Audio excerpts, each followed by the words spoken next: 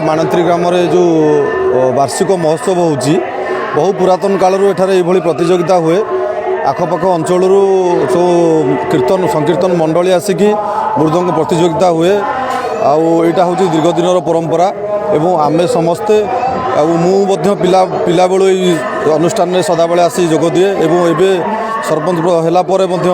यही अनुष्ठान में आसी जोग दौची एवं खाली यहीठा अनुष्ठान नुह आम पंचायत रे जेकोसी सांस्कृतिक अनुष्ठान होची ताको आमे संपूर्ण भाव प्रोत्साहन दौचु आमर संस्कृति बंचिले धर्म बंचिबो तो आमे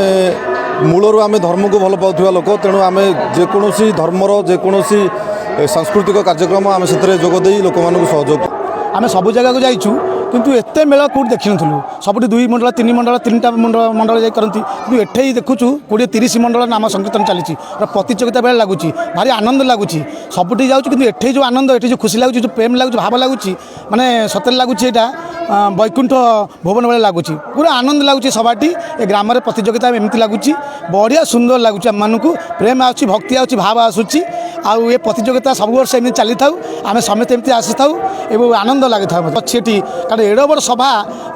जो आम गलु एड़ बड़ सभा कौटी देखिनु एत मृदंग एत झांझ चलुची एत लोक ये समागम अच्छा बड़ा आनंद लगुच भारी खुशी लगुच ये आसपी सब वर्ष चिंता कर सब वर्ष ये आसबू ये प्रतियोगिता चली बहुत आनंद लगुच आम मान छोट सहित मिसिकी बजाया मत भल लगे बहुत सारा ताल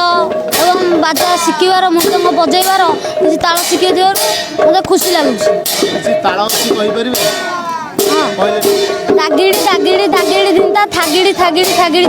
जो मृदंग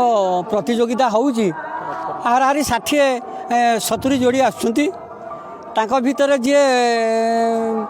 1 नंबर 2 नंबर एमती होउची से अनुसार प्राइज करा दिया जाउची ये प्रतियोगिता आज्ञा आरंभ हो गलानी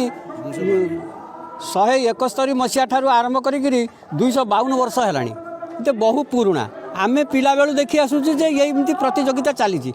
शह शह हजार हजार भद्र लोक से आसुंती ये जहाँ सख्य ठाकुर को दान करी प्रसाद सेवन करी जाती तेणु यही परंपरा गोटा लगी रही। न्यूज़ 6 ओडिया सत्य संकल्प और संघर्ष।